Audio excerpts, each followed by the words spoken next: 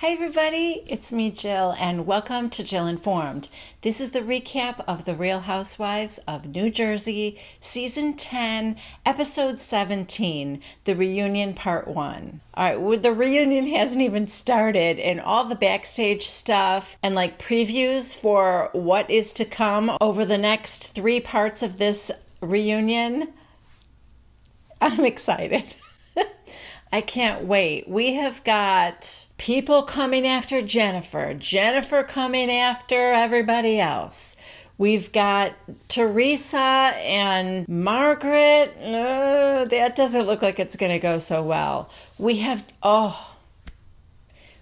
Queen, Danielle, backstage refusing to come out unless she's seated next to Andy. I mean, it's so good, you guys. Let's just get into it. So the seating arrangement, starting from the left couch and going to the right, is Jennifer, Dolores, and then Teresa, closest to Andy. Makes total sense. Other side is Margaret, Melissa, and Jackie, furthest from Andy. Totally makes sense. No surprises with the seating chart here, guys. We start with Jennifer and the work she's had done. Andy wants her to go through the list of all the procedures. She's going through the list of everything. And the camera is giving us these little close-up shots of Margaret, Jackie. It's like it appears to be some rolling eyes and looks of disapproval, but I'm not buying that. I actually think those looks were taken out of context because they all do it, or they will all do it at some point. So I honestly don't think that any of them frown upon plastic surgery, particularly of a woman who is married to a plastic surgeon and getting all that stuff done by her husband or free in any case. So I don't know. When things don't make sense to me, I don't believe them. Next, we move on to Dolores, and Andy asks her if she's still with David, and she said, yeah. And the house is finished, but it's only been done for a week, I guess. And he said, and David is living with you and Frank? And she goes, yeah. And he said, okay, we'll get into that later. Side note, look at this picture, you guys. I had to go back twice, and then I finally took a screenshot because I literally thought that there was like a Lhasa Apso sitting on the floor between Teresa and Dolores. I mean, that is a lot of dress, Teresa. I was like, who brought their dog? But no, just Teresa's prom dress. We skipped Teresa because we're probably saving her for last. We move on to Margaret, and Andy asks her if her house sold, and she said, all right, but it's not my house that's for sale. I'm selling the corner lot that's next to her house. And it has not sold yet, but she also has started finishing her house. Joe has actually gotten other contractors in, so I guess things are progressing. Then we skip Melissa and move on to Jackie. He asks Jackie how she feels about her second season, and she's like, great. And he said, you don't back down from a fight, do you? And she said, no, I don't. Then we jumped to Teresa, and he asked how Joe was doing, and he mentioned that the girls had seen him over Christmas, and he said, you didn't go, did you? And she said, no, I thought that girl should have some alone time with their dad, which is fine and true, but also you might want to point out that you're not with him anymore. Andy Cohen, you saw what we all saw, right? I mean, why would she go back? Anyway, finally, we check in with Melissa. So you're 40 now, huh? Yeah, how does it feel? It feels great. I give 0 fucks. And he's like, your voice sounds terrible. Yes, she's had laryngitis over the past 3 days. Nice. Let's hope it's not the coronavirus.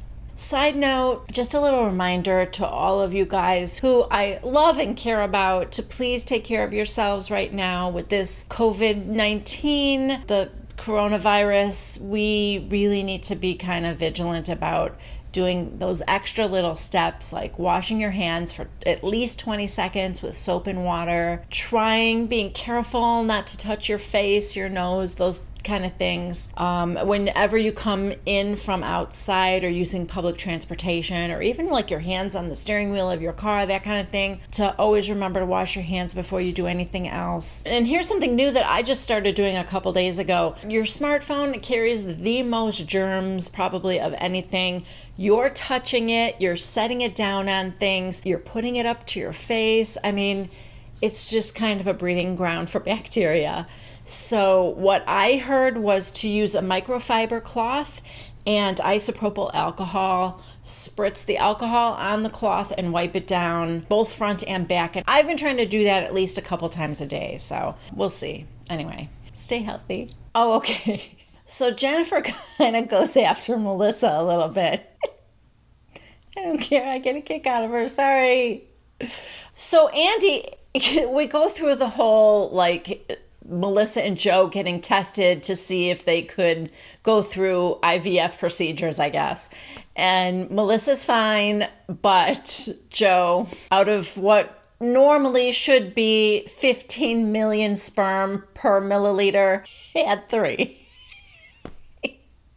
And of course, that is only something that's laughable because it's Joe Gorga who talks about his dick on a regular basis. That is his favorite body part. That is what he seems to be most proud of in life. And that's what makes it amusing. So Andy asked her, are you still gonna go through with like freezing your eggs? And she said, yeah, I am. And Jennifer goes, oh, please. And she's like, what? She goes, nobody thinks you're gonna actually have a baby. No way, you're too self-absorbed. Melissa's like, did you just say I was self-absorbed? And then, yeah.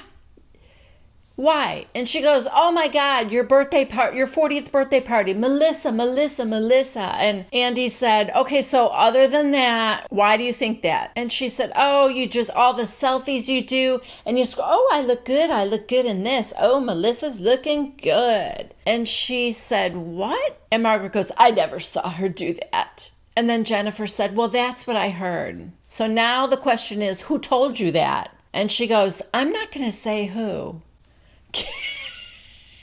Camera pans over to Teresa.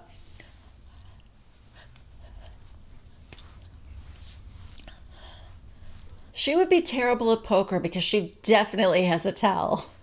When she's bluffing, she's petting her hair extensions and, doing gymnastics with her tongue on her lips. Oh, so Andy calls out Teresa, which was good because I didn't even think of this. Teresa is being very quiet. And you know how when Melissa is quiet, when Teresa is being attacked, Teresa is pissed because you're family, you're my sister-in-law, you should be defending me. But doesn't work the other way, apparently. So Andy said, Teresa, Jennifer just accused your sister-in-law of being too selfish to have another baby. What do you make of that? Teresa, well, I mean, that's just her opinion. Andy said, well, yes, but is that what you think too? No, I don't think that she would be staying home with the baby at this point in her life right now.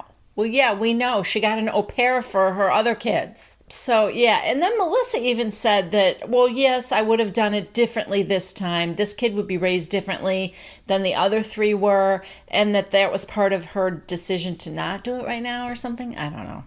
Anyway, Andy moves on to a viewer question about how everything seems to be fake with Melissa. All her storylines, fake restaurant, fake sister, fake baby. Is there anything about you that's real?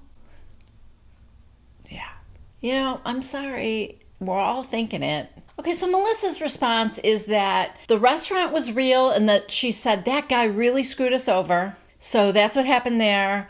The sister, you guys saw that. I went to that psychic. That really happened to me. And did it turn out that there was another sister? No. Okay, we didn't see you pursuing it, though. I would have liked to have seen a private eye. I wanted her to run with that storyline because that would have been fun. But anyway, so she's saying that really happened. She said, I really became confused about whether I wanted to have a baby and was contemplating that. That was all real. I really turned 40. Okay, well, hold up for 1 second. I don't think anybody was questioning whether you really turned 40 or not. But are you trying to tell us that you having a birthday is a storyline? So Jennifer's like, you never wanted to have a baby. And she's like, are you kidding? I went through all those procedures. I did it all. The only thing I haven't done is frozen my eggs yet. And Margaret goes, oh my God, Jennifer, what do you want her to do? You want her to go through in vitro and give birth just to prove a point to you? And Jennifer goes, I don't care what she does or not. It's her fake storyline. We talked to Margaret a little bit, and a viewer asked her if she was going to get a boob lift because she talked about it all the time, but that they also said, please don't do that because you're the only one there with like natural breasts. And she said, oh God, you know how long it took me to get ready today?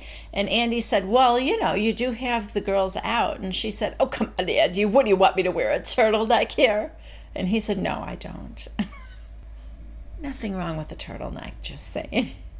So then somebody asked about where she gets all her money because of the lawsuits and everything. And does Joe have a lot of money that they never see him work or something like that? I should also, in all fairness, say that the camera is also panning to the facial expressions of like Dolores and maybe Jennifer that I also don't believe are really happening at this moment. I don't know. I'm suspicious of everything, I guess, you guys. Anyway, she said that they don't talk about it a lot, but that Joe owns several apartments and he really doesn't have to leave the house if he doesn't want to. So he's fine financially. We get into the Vineyard Vines lawsuit a little bit. Andy asked her if she stole their whale logo, and she said, I never used it as a logo. The whale print was on a pair of shorts that she sold. And Vineyard Vines said that she stole their logo because the whale was similar. And she settled with them. She gave them $300,000, and now they're saying she owes them more money. And I think that's what this whole lawsuit thing is about now. Next segment is all about Margaret and Marge Sr. It gets everybody teary-eyed on the opposite side of the couch. Well, maybe not Jennifer, but definitely Dolores and Teresa, and they're supportive. Andy asked her about, this is why you don't drink now, right? And she said, yeah, I can't stand a sloppy drunk. And Dolores said, neither can I. Teresa said, you felt like you had to take care of her. And she said, yeah. And we find out that, I think we already knew this, Marge Sr. was a party girl. She'd have people over to their house. It was just the two of them. And, you know, there'd be people skinny dipping in the pool. And Margaret had no boundaries put on her by her mother. So, like in high school, she had boyfriends sleep in her bed. She said that one of her boyfriends, they used to take a shower together and get ready to go to school.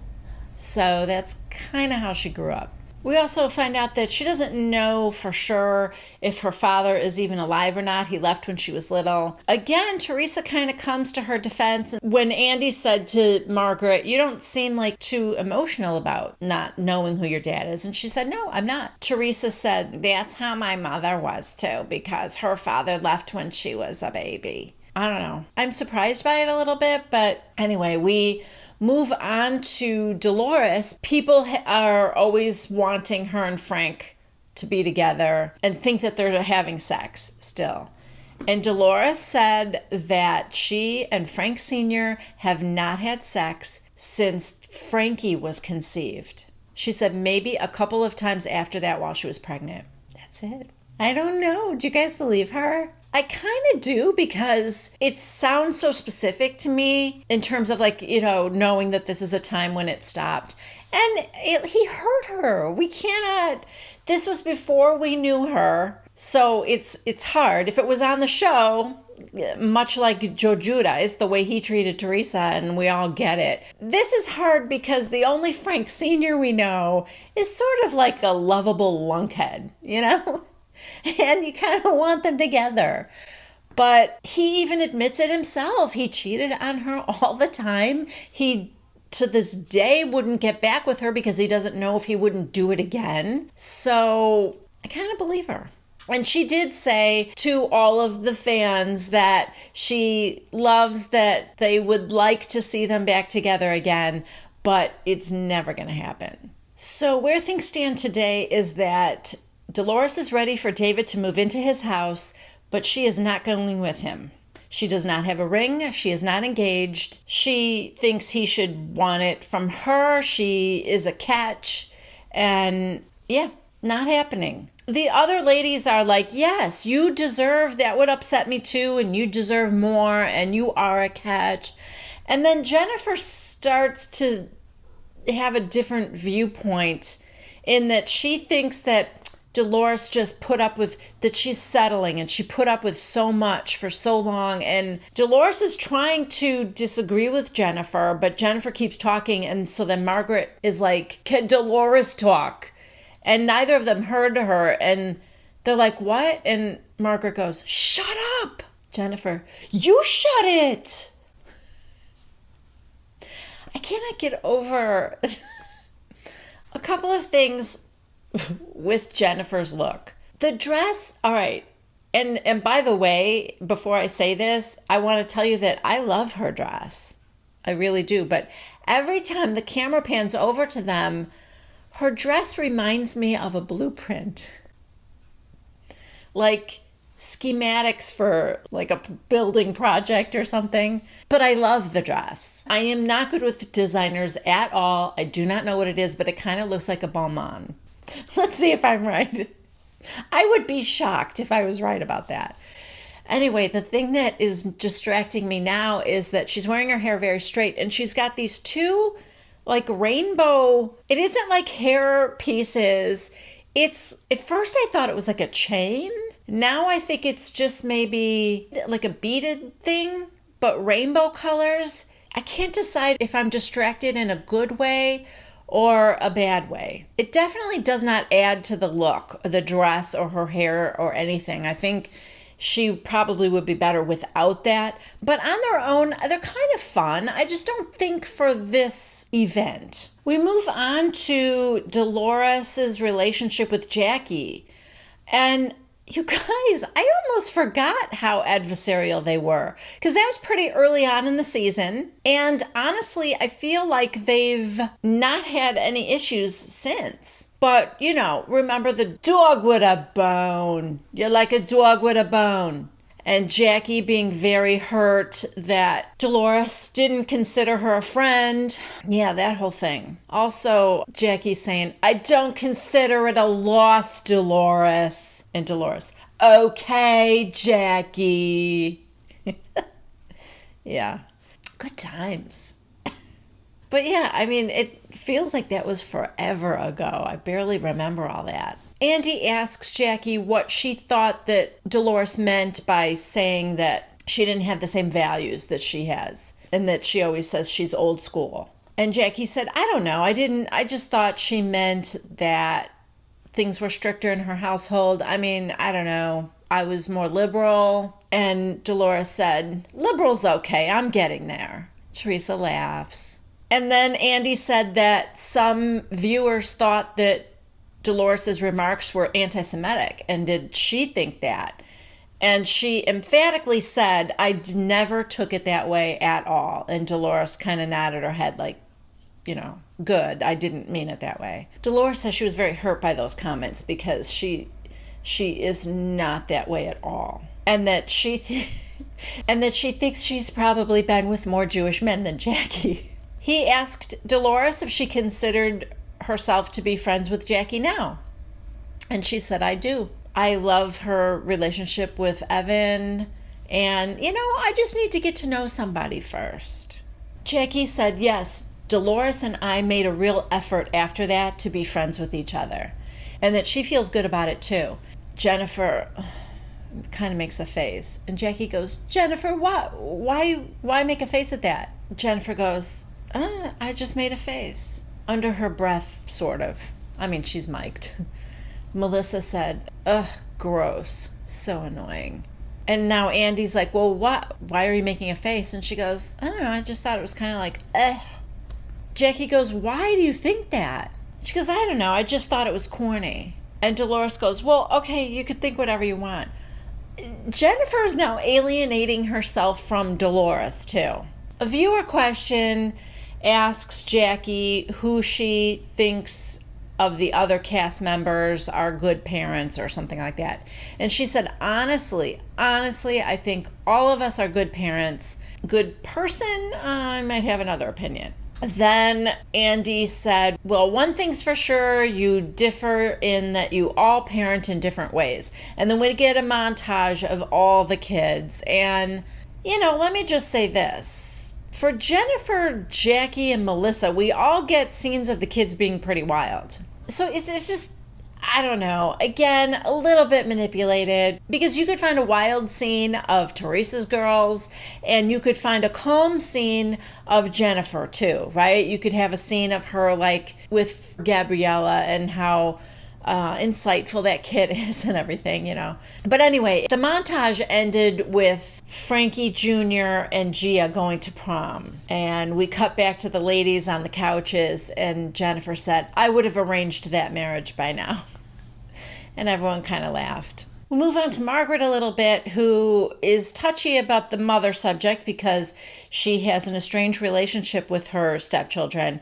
She said it's getting a little bit better. There's some texting back and forth, but it is not where she wants it to be. Then she gets into it with Jennifer because the comment that Jennifer made about, I don't know what kind of a mother you were, but when she had said that at that restaurant, the viewer commented that we actually don't know what kind of a mother you were because we've never seen you interacting. And she, this is clearly a sore subject for Margaret. She first took offense at saying what kind of a mother I was, because she said, I still am a mother. I will be a mother for the rest of my life. She said the ages of the kids, they were pretty young, teenage and younger, I think, when she married Jan. And their mother was out of the picture, and she raised them all the years that she was married to Jan. She does feel very much like she was a mother to those children. And Jennifer asked her, and did you work then? And she said, yeah, I did. And she goes, oh. And so then Teresa kind of butted in and said, yeah, she just didn't know. That's all. She just didn't know what kind of a mother you were. Margaret kind of blew up at the end of that. I think she said, you don't care what kind of mother I am. And then she turned to Andy and said, maybe, Andy, you care what kind of mother I am. And he said, yes. And so she said, okay, I raised my stepchildren. And the son that I had on my own.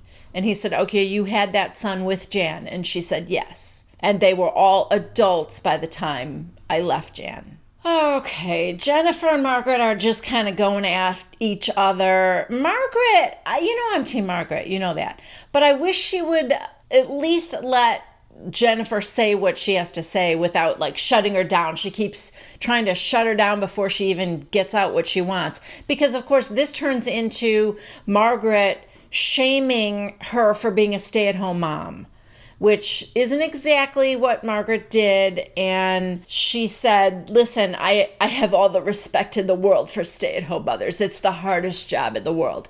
But that is not what I consider Jennifer to be, because she has a staff helping her. And then Jennifer is nitpicking that I have one housekeeper and a nanny. That's it. Okay, that's a lot. And then Margaret accused Jennifer of, you go out all the time. And she said, when do I go out all the time other than with you ladies and filming? Where do I go? And Margaret said, well, I've seen pictures of you out on Instagram. So then Jennifer said, well, stop stalking me, number one. And that's Insta-sham. It's not real.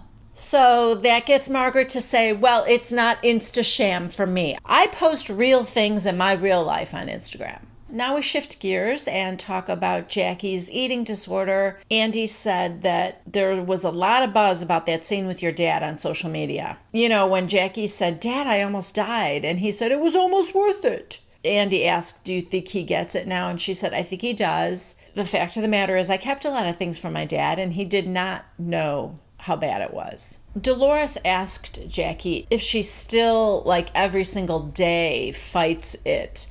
And she said it isn't quite like that anymore, but yes, it is. It's something I think about. And she said, like, when the camera saw her eating those quinoa chips for breakfast when they were in the Hamptons, instead of like the beautiful breakfast that Melissa made, she said, I was so embarrassed. And Andy said, why? And she goes, because I know my kids are watching that and I don't want anyone to think that it's okay. And she said, you know, I also feel like there are people with eating disorders watching me now. So it's interesting that she feels a little bit of a responsibility to others now that she's a public figure. I'm just thinking this to myself, like, I wonder if that will help her or if it will somehow make it harder for her, you know? Because I can see how it might help her to always do the right thing because she's a bit of a role model, you know? But that pressure, you know? This plays tricks with your mind, and this disease is so insidious that it could be bad. I hope not. I absolutely, of course, hope not. But I don't know. Just something I was thinking about. So then Andy said to Teresa, I feel like you and Jackie put your differences aside, and do you feel like you saw another side of Jackie? And she said, yeah, and also she said that she's proud of me, that she thinks I'm really strong, and I think she's just as strong as I am. This isn't looking good for Jennifer, because Jennifer really is disgusted with Jennifer and Jackie really seem to hate each other. But Margaret and Melissa also have a problem with Jennifer. Dolores wasn't loving Jennifer earlier. And nobody other than Jennifer seems to have a problem with Jackie. So it's not looking good for Tequila Jen. No, maybe they like Tequila Jen. Who wouldn't? Who wouldn't? She is the life of the party. I think maybe it's Jennifer that nobody likes. Then we talk about Jackie's money, and Andy said, actually I think it was a viewer question that said, Jennifer really just voiced what all of us want to know. Exactly how much money do you have? And she goes, I will never tell. And everyone kind of laughed, and Jennifer goes, be careful, Andy. It's very tacky to ask how much money someone has. Oh my God, you guys. Okay, when we come back from a break, there's a viewer question for Jennifer about her impressions. Andy asks her, you know, who do your best impression? And she said, oh, I do a good Siggy. And this is so funny because they showed a little clip of this at the beginning when they were showing like what's coming up for the reunions. And when Jennifer was doing it, I thought to myself, oh my God, she's starting to sound like Siggy. No, it was her impression of Siggy, and it was really good. She goes, who here thinks throwing a cake is wrong? Okay, that's all I wanted. That's all I wanted. And then we see the clip of Siggy, who got down on the floor of a party in her tight dress and her platform heels and with her arms spread out like Jesus on the cross. You can check out my recap of that episode right here. And said basically verbatim what Jennifer just said. That's all I wanted. She wanted an apology from Melissa for throwing the cake that Siggy paid for. But it was for Melissa's birthday. It was the year of Cakegate. You know what, guys? Kind of made me miss Siggy. Not gonna lie. That was Siggy at her best for me.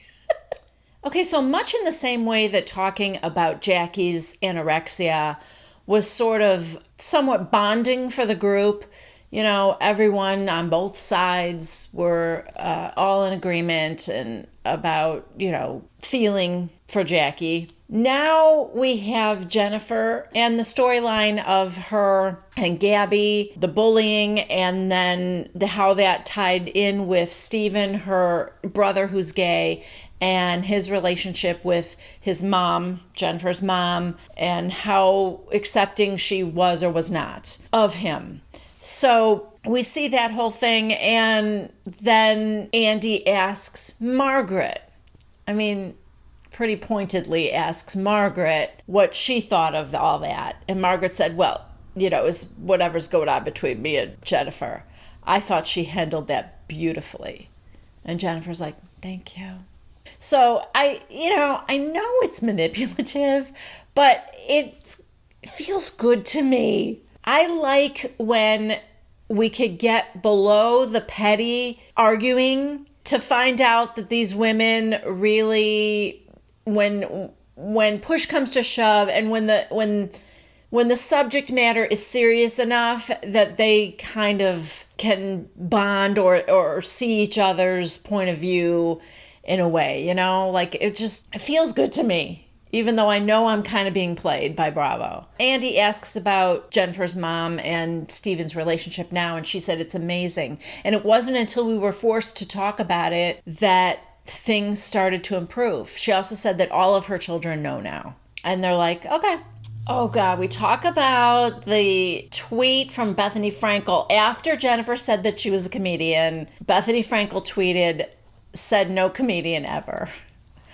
And Margaret said truth or something like that. So Andy asked her about that, and she said, and of course this one just chimes in whenever somebody on social media says something against me. She's very quick to join in. And Margaret said, I didn't do it until after you were on Watch What Happens Live and made your comments against Bethenny. We saw that clip too. She said something like, I thought, isn't she off the show? What, unless she wants to come back for Tales of the Crypt or something like that. I don't know.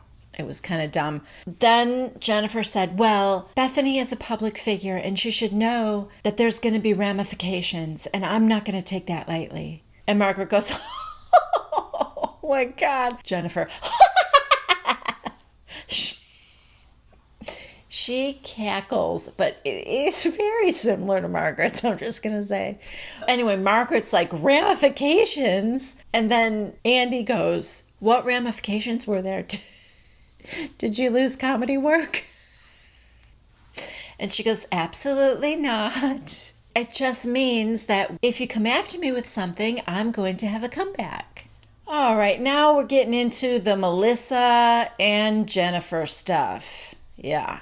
Apparently they haven't spoken since the finale when they were at the Jersey Shore. Melissa's like, why would I speak to her after, the vile things she says? And Jennifer's like, well, your husband says some pretty nasty stuff too, and you just laugh at that. She's not wrong. But then we get the whole Melissa with the Jackie is winning and we're all losers. And are you saying my kids won't be successful in 30 years? And then her throwing her knife and fork at her, and Melissa getting up off, oh, you better walk away. And Jennifer, no. We get that whole thing again. Coming back to the ladies, Melissa is like, I stand by that. She's saving money, and I agree with that. I stand by it. Teresa, we're all saving money. I know I am. Where are you saving it? At the bottom of the pool in your backyard? Because it doesn't look like it. A viewer asked if Jennifer saw the double standard with the fact that she threw wine and, telling people not to throw things. And she said, I was just trying to make a point with the wine. In her defense, she cracked the wine glass across the table and really just gestured with the jagged edges. So it wasn't a throwing. Oh, wait a minute. Maybe she threw the wine and then smashed. That might have happened. I will have to go back in the archives and check that out, but I'm kidding either way. Melissa said, listen, let's just say, for example, that fork or that knife that you threw would have cut my face. We would have a real problem here. And she said, I never would have thrown that. But here's the thing, because she did not throw the knife and fork at Melissa. She didn't. She picked it up and threw it on the table. But could it have bounced off of something and come up and cut her? Sure. It could have. So Margaret said, maybe we just need to make a pact that we're not going to throw things at each other anymore. And Jennifer said, if everybody agrees to that. And Melissa said, I don't see anybody else doing it. And she's like, are you kidding? She threw wine, she threw water. I mean, yeah, they really do need to just make a pact. One of the viewers said that, Melissa, why don't you go after her? Because if somebody threw a plate at me or whatever, I would have jumped them. And Melissa said, because I know I can't do that. And that she was like holding herself back. And she's like, believe me, I was like, I wanted to wring her neck. Jennifer goes, oh, did you? And she goes, yeah. Oh, I'm shaking. And Melissa goes, I'm not trying to get you to shake. I'm just telling you, I think you're an asshole. So that, of course, Jennifer, and I think you're an asshole too.